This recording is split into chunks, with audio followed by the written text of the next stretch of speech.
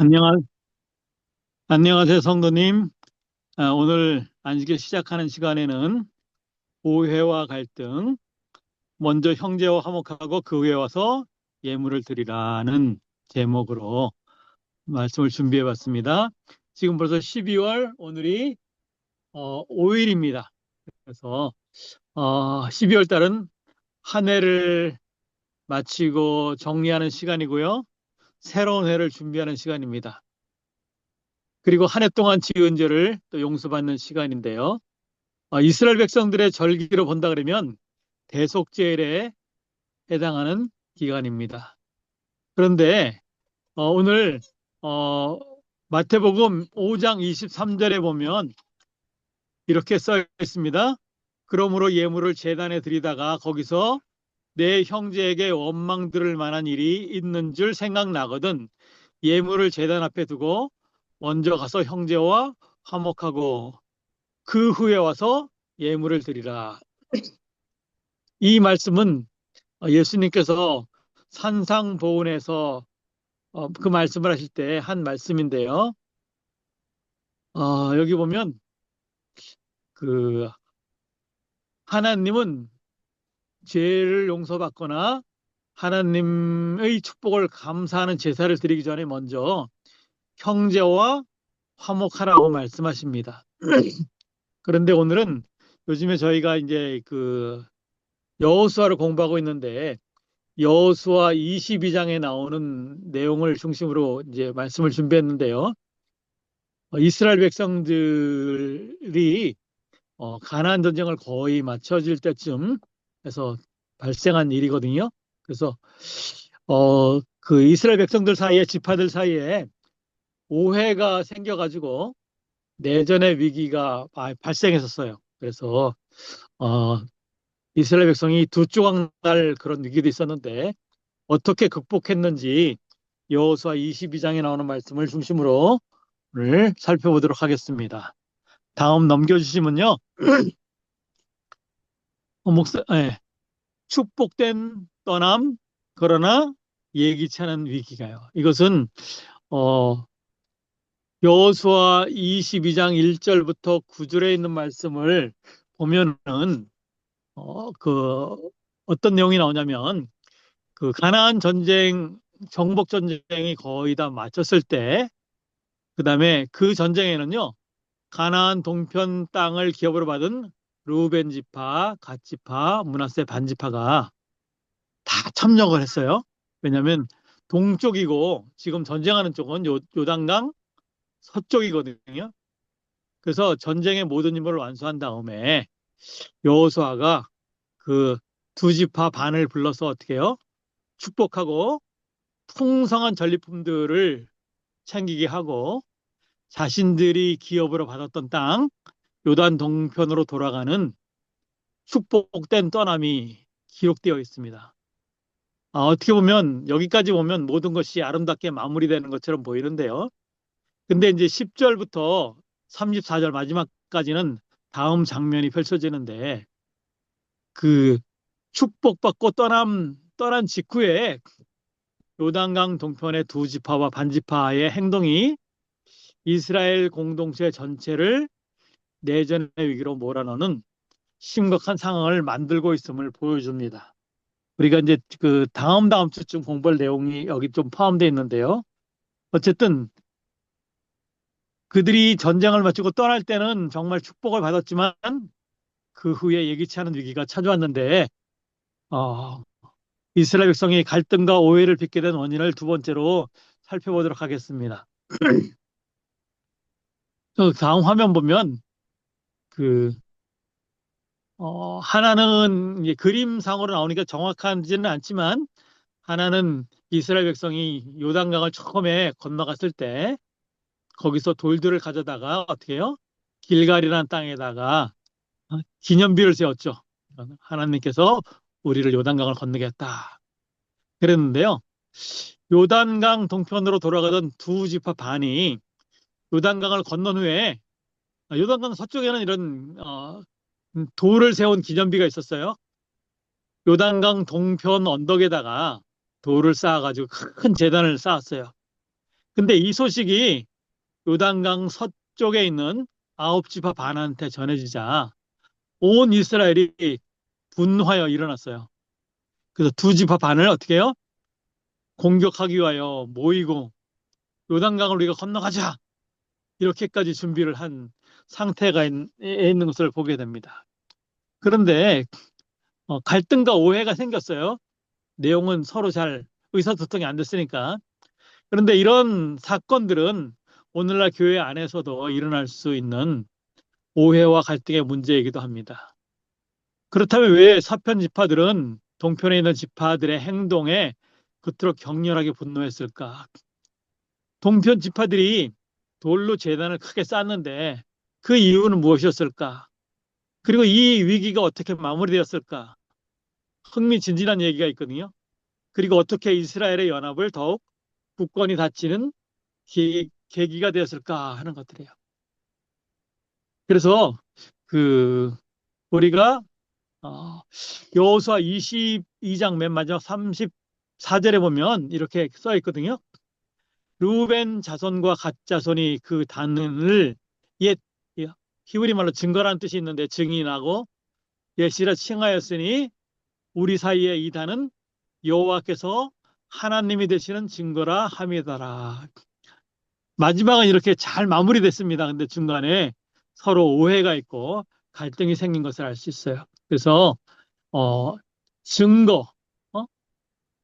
그 히브리 말로는 에시라고 이름 붙여진 이 재단 건축 사건을 통해서 성급한 판단과 오해가 얼마나 위험한 것인지 진실한 대화와 상대방의 의도를 헤아리는 마음이 공동체의 하나됨을 지키는데 얼마나 중요한 것인지 계속해서 살펴볼 것입니다. 근데 세 번째로 넘어가면요. 요단강 동쪽과 서쪽에 있는 지파의 오해와 갈등이 발생한 이유를 보면 제가 그냥 그 어? 그림을 하나 그냥 만들어서 붙여놨는데요. 우선 첫 번째는 그 동쪽에 있는 지파들의 생각입니다. 서쪽에 있는 지파들의 생각이에요. 오해를 했으니까. 그래서 첫 번째 나오는 건 뭐냐면 동쪽에 있는 지파들이 반역 행위를 했다는 거예요. 요단강 동쪽에 그리고 언덕에 잘 사람들 보라고 쌓은 큰 제단은 하나님께서 지정하신 유일한 성소. 그 당시 성소가 실로 저기 이제 그 길갈에다가 실로로 옮겼거든요. 실로에 있는 성소 외에 다른 제단이기 때문에 인정할 수 없다는 거예요.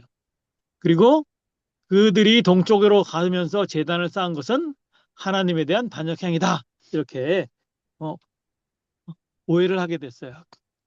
두 번째는 뭐냐면 그들이 이렇게 단을 쌓은 것은 이제 하나님을 믿으려 한 것이 아니라 이들이 다른 신을 믿고 어? 우상 숭배를 하기 위한 것이 아닐까 하는 또 오해가 생긴 거예요. 그래서 동쪽 지파들의 행위가 하나님께서 모세를 통해서 엄격하게 금지하신 일이 있는데 어? 우상 숭배를 하지 말아야 되는데 동쪽에 있는 지파들이 단을 쌓았으니까 반역행위고 첫 번째는 두 번째는 이들이 이제 하나님을 떠나서 우상 숭배를 하려는 것이다. 이렇게 오해를 하게 된 거예요. 그다음에 또 세 번째가 뭐냐면 세 번째는 이런 제단을 쌓은 것이 이스라엘이라는 그다음에 열두 지파라는 공동체 전체에 해를 끼치는 일이라는 것이에요. 그래서 실로에 있는 제단 외에 다른 제단을 쌓은 일이 두 지파 반의 잘못만이 아니라 이러한 일을 그냥 내버려두면 이스라엘 공동체 전체에 큰 해를 가져올 하나의 그 단초가 될 것이기 때문이라고 확신했기 때문에 전쟁까지 전쟁을 불사하고서라도 그 문제를 해결하라고 서쪽에 있는 아홉 지파 반이 들고 일어나는 그런 사건이거든요. 그래서 네 번째로 넘어가게 되면 어, 이스라엘 백성들이 지금까지 오기까지 뼈아픈 경험이 한 두 가지가 있는데요. 그것이 그런 경험들이 갈등과 오해를 불러일으키겠어요. 가장 최근의 일은 뭐냐면요. 이스라엘 백성들의 기억 속에는 아간 한 사람의 범죄로 인해서 아이상, 아이성 전투에서 패배했고 하나님의 진노를 샀던 아주 뼈아픈 경험이 여호수아 실장에 우리가 공부했었는데요. 그래가지고 이스라엘 백성들이 마음이 전부 어떻게 해요? 야, 이거 우리가 여기 안 되겠구나 하는 그런 마음까지 들었던 것이 우리가 잘 알고 있습니다. 한 사람의 범죄로 인해서 조그만 성하고도 전투에서 패배한 일. 그다음에 두 번째는 뭐냐면요.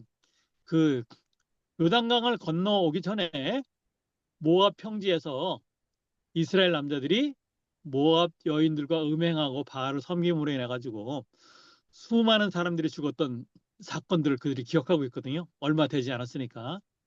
그것은 민수기 25장에 나오는데 우리가 잘 아는 발람이라는 하고 발락이라는 왕하고 발람 선지자에 대해 얘기 잘 알잖아요. 그 경험들이 있는 거예요. 그래서 그 이스라엘 백성들이 얼마 전에 겪었던 이런 하나님에 대한 불신과 그다음에 이런 죄악들이 이 이스라엘 전체에 큰 악영향을 미칠 것으로 판단됐기 때문에 그 아홉 집 하면 어떻게 생각하냐면 그들의 죄악이 더 퍼지기 전에 빨리 제거해야 한다. 그런 어떤 거룩한 열심으로 어떻게 해요? 요단강 동쪽 지파들과 전쟁을 하려고 준비를 했던 것입니다. 그 다음에 보면요. 다섯 번째 보면 요단강 동쪽 지파들과 서쪽 지파들의 갈등이 나중에 이제 해결되긴 했는데요. 어떻게 해결됐냐 하면요. 우선 요단강 서편에 있는 지파들은 매우 분노하고 그랬지만 그 실로에 모여서 어? 전쟁을 해야 되느냐 말아야 되느냐 말도 많았어요. 근데 곧바로 전쟁에 뛰어들지는 않았고요. 사실은 재단을 쌓는데 무슨 재단인지 잘 모르니까 우선 진상을 규명하고 동편 지파들의 말을 들어보자 이렇게 했던 것들을 보게 됩니다. 그래서 그들이 그 대제사장 아론의 손자였고요. 엘르아살의 아들인 비느하스를 대표로 뽑아가지고 각 지파의 지도자이며 천부장이요. 1000명을 다스리는 사람. 그래서 10명을 진상조사단으로 임명해서 요단강을 건너가서 길랏 땅으로 파견을 보내서 어떻게 해요? 대화를 하게 한 거예요. 잘못된 일 있으면 고치게 하고 그다음에 고쳐지지 않으면 어떻게 해요? 예, 전쟁을 해서라도 어떻게 해요? 그걸 막으려는 거예요. 그래서 그런 대화의 시도가 내전을 막는 결정적인 계기가 된 것을 보게 됩니다. 근데 여섯 번째 보면요. 뭐가 나오냐면 비느하스라는 제사장이 진상조사단의 대표가 됐는데요. 비느하스는 어떤 일을 했냐면요. 진상조사단의 대표로 참여한 비느하스는 과거 바알볼 사건, 모압 여인들과 그런 음행도 있었지만 우상숭배했던 우상숭배에 빠진 이스라엘 남녀를 어떻게 해요? 창으로 찔러 죽임으로 하나님의 진노를 멈추게 했던 사람이에요. 근데 그 죽은 사람들은 어떤 사람이냐면요. 큰 예? 족장까지 했던 그 정도 사람이고요. 그 모압 여인은 그 바알을 섬기는 큰 그런 제사장의 딸 그렇게 이제 기록에 나오는데요. 어쨌든 그 사건으로 인해서 하나님의 진노를 멈추게 했던 거예요. 어떻게 보면 거룩한 열심을 가진 인물이었거든요. 그래서 민수기 25장에 보면 7절 8절에 나오는데 이렇게 그 이스라엘 백성들이 하나님의 진노 그때 2만 4천 명 정도가 죽었다 그랬어요. 진노를 멈추게 했던 그 비느하스가요. 이번에는 어떻게 해요? 창이 아닌 대화의 사절로 나섰다는 것은 매우 의미심장한 일이라고 우리 생각할 수 있습니다. 그 진상조사단이요. 길라 땅에서 동편 지파들을 만났는데 그들에게 과거의 죄악, 바알 부올의 사건과 아간의 죄를 상기시키면서 두 지파반의 행위가 얼마나 위험한 범죄 행위인지 질책됐어요. 그렇지만 그가 동시에 놀라운 제안까지 했는데 그것이 여호수아 22장 19절에 보면 나와요. 요약하면 거기 이제 화면에 있는 것랑 비슷한데요. 그런데 너희의 소유지가 만일 깨끗하지 아니하거든 부정하다고 생각되거든 여호와의 성막이 있는 요단강 서쪽 땅 지금 아홉 지파발이 사는 땅이에요. 여호와의 소유지로 건너오면 우리가 우리 땅을 일부를 나눠주겠으니 우리가 함께 살면서 어, 하나님을 잘 섬기자는 거예요. 우리에게도 거역하지 말라 이렇게 써 있는데 사실은 그 땅을 나눠준 지가 금방이거든요. 근데 우리 땅을 조금 양보할 테니까 함께 살면서 하나님 같이 섬기자 이런 거예요. 어떻게 보면 굉장히 큰 양보를 한 거잖아요. 예. 그리고 오직 실로에 있는 하나님의 성소가 있는 곳에서만 하나님께 성비교 예배하고 제사 드리자 이렇게 음, 말을 한 것을 성경 가운데서 보게 됩니다. 그런데요, 동쪽 지파들은 어떻게 보면 오해를 받는 것, 서쪽 지파들이 어떻게 해요? 전쟁까지 준비한 것을 보면 화도 날 것 같잖아요. 그런데 대답을 어떻게 했냐면 부드러운 대답, 유순한 대답으로 갈등을 해결한 기록이 거기 나옵니다. 요단강 동편에 있는 두 지파반이 오해를 받는 것이 억울하기도 했겠지만 그들은 자신들이 재단을 쌓은 진짜 이유를 진솔하게 설명해요. 그런데 이들의 해명에는 어떻게 보면 서운함과 변명이 있는 것이 아니라 오직 하나님을 경외하고 공동체의 일원으로 남고 싶어하는 간절함이 거기 들어있는 것을 보게 됩니다. 그들은 결코 네? 하나님께 제사를 드리기 위해 네? 다른 재단, 실로에 있는 재단 말고 다른 재단을 쌓은 것이 아니라고 맹세를 했고요.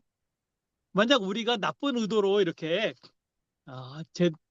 재단을 만들었다면 하나님께서 친히 우리들을 치실 것이라고 고백하면서 어떻게 해요? 결백을 주장하게 됩니다.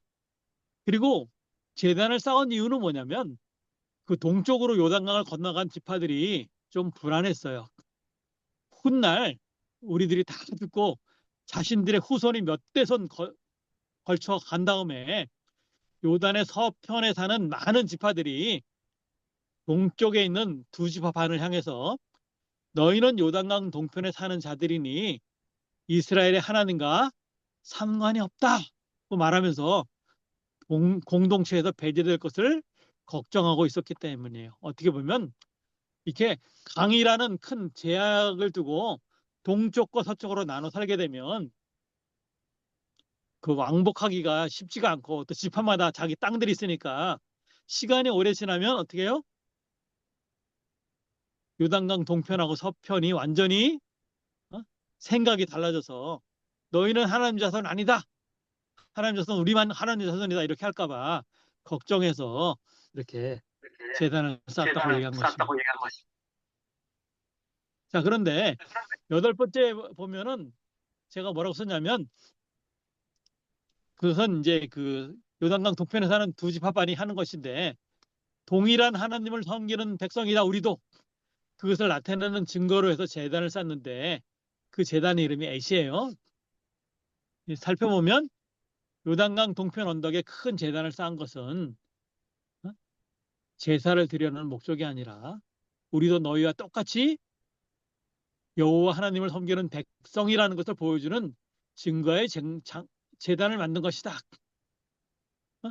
그강 서편에도 요단강을 건너가면서 기둥을 세워서 기념비를 세웠듯이 우리도 증거의 제단을 만든 것이다. 그래서 이러한 진실한 해명을 들었던 비느하스와 지도자들은 그들을 좋게 여겼고 하나님께서 그들 가운데 계심을 확인하고 기쁨으로 돌아갈 수 있었습니다. 그래서 그 갈등이 해결된 다음에 동편 지파들은 그 제단의 이름을 에시라고 불렀어요. 증거, 증인이라고 불렀는데 이는 여호와께서 하나님이 되시는 증거라는 뜻입니다. 그래서 오해로 시작된 갈등이 이제는 진실한 대화를 통해 오히려 이스라엘 전체가 여호와 하나님 안에서 하나임을 확인하는 축복의 계기가 된 것을 알게 됩니다. 그래서 이제 결론으로 볼 것 같으면 사람들이 서로 자기 생각만 하고 오해를 하기 때문에 자꾸 갈등이 생기고 그다음에 문제가 생기는데 진실한 대화로 우리 공동체를 잘 세우자는 거예요. 저희 교회는 뭐 이런 오해들이 없으니까 상당히 행복한 교회입니다. 그렇지만 이제 결론으로 보면 이렇게 쭉 공부한 걸 보면 오해를 불러일으킬 만한 일들을 하지 말아야 한다는 내용이 있고요. 두 번째는 아무리 화가 나더라도 어? 성급한 판단과 정죄를 경계해야 된다는 것이 있어요. 그래서 세 번째는 아무리 내가 하나님에 대한 열심이 크더라도 반드시 지혜와 사랑을 동반해야 한다는 것이고요. 그다음에 진실한 대화와 소통이 공동체를 살린다. 그래서 요즘에는 세상에서도 경청에 대한 것들을 많이 얘기하고 있거든요. 상대방의 이야기를 잘 들어야 된다. 그래야지 오해가 없다. 그리고 보이는 경계선을 넘어 보이지 않는 연합을 추구해야 된다. 요단강을 통해 가지고 어떻게 해요? 동과 서가 나눠져 있지만 그래도 어떻게 해요? 예? 보이지 않는 연합이 그런 지파들 간에 있어야 한다는 것이에요. 그래서 성경 에베소서 볼 것 같으면 4장 3절에 평안에 매는 줄로 성령이 하나 되게 하신 것을 힘써 지키라 이렇게 말하고 있어요. 그래서 그 음? 우리 특별히 이제 그리스도인들은 어떻게 해요? 예. 나 혼자만의 생각과 나 혼자만의 경험으로 보면 분명히 오해할 수도 있는데 상대방이 어떤 마음으로 그런 행동을 했는지 잘 모르기 때문에 우선 좀 답답하고 좀 안타까워도 어떻게 해요? 대화를 해서 어떤 이유로 이렇게 됐는지 서로 잘 이야기하다 보면 그 오해를 해결할 수 있을 것 같아요. 근데 우리의 그리스도인들은 갖고 있는 공통분모가 있어요. 그것이 뭐냐면 예수 그리스도께서 우리의 주님이시요 구원자가 되신다는 것이거든요. 그래서 이스라엘 백성들이 오해가 있었고 내전이 발생할 만큼 전쟁을 준비할 만큼 굉장히 큰 위험한 일들이 있었지만 예수 그리스도라는 하나님이라는 우리의 주님이요 구원자가 되신다는 공통 분모를 가지고 유일한 증거의 재단을 만들어요. 동쪽에 있는 여단강 동쪽에 있던 지파들이 어떻게 해요? 자신들의 후손을 위해서 만들어 놓은 재단이거든요. 제사를 드린 재단이 아니라 우리도 하나님의 백성이고 하나님이 우리를 도와주신 거 다 안다. 그래서 같은 민족이라는 것을 보여주는 거예요. 그래서 우리도 이런 유일한 증거의 재단, 을 함께 세워나가는 성도가 된다 그러면 교회에 아무리 조금씩 어려운 문제가 있다 할지라도 우리 교회가 정말 아름다운 교회, 화합할 수 있는 교회, 하나님 안에서 하나의 백성이 되는 멋있는 교회가 될 것입니다. 그런데 우리 교회는 저희가 여기 와가지고 지금 7년째, 7년, 이제 7년이 다 됐는데 7년째 살면서 그런 어려운 일들이 없었던 것을 인해서 정말 축복받은 교회고 행복한 교회인데요. 그렇다 할지라도 혹시나 해가지고 제가 이제 요즘에 이제 어, 여호수아서를 공부하면서 제가 조금 미리 앞서가거든요. 미리 조금씩 공부하는데 보다 보니까 이런 22장에 아주 귀한 내용이 있어서 같이 나눠보는 시간을 가졌습니다. 그래서 우리가 다 같이 어? 아주 행복한 그리스도 안에서 하나 되는 그런 경험을 늘 하는 우리 성도님들 다 됐으면 좋겠습니다. 말씀을 마치겠습니다. 아멘. 네, 감사합니다. 기도로 마치겠습니다. 기도해 주세요. 하늘에 계시는 거룩하신 아버지시여, 오늘도 주님의 사랑을 인해서 감사를 드립니다. 교회가 어려운 일 있을 때 서로 대표단을 파견해서 서로 대화하고 같은 하나님을 섬기자고 양보했던 서쪽 지파들과 우리는 하나님을 더욱더 올바로 섬기고 우리 자손들에게 하나님을 잘 믿는 유산을 남겨주기 위해서 만든 것이다 했던 동편 지파들 서로 화합한 모습을 봤습니다. 우리 우리 모든 성도님들이 하나님을 믿는 귀한 유산을 자녀들에게 잘 남겨줄 수 있도록 하시고 우리 가정에 증거가 되는 재단이 늘 있었으면 좋겠습니다. 내일 귀한 안식일, 밝은 안식일에 모여서 하나님께 영광 돌리는 시간 갖기를 바라오며 모든 말씀 예수님의 이름으로 간절히 기도드립니다. 아멘. 아멘. 네, 감사합니다. 하나님의 사랑과 은혜가 함께 하시고요. 내일 밝은 안식일 기쁨으로 주의 전에서 뵙기를 기도합니다. 감사합니다. 아멘. 수고하셨습니다.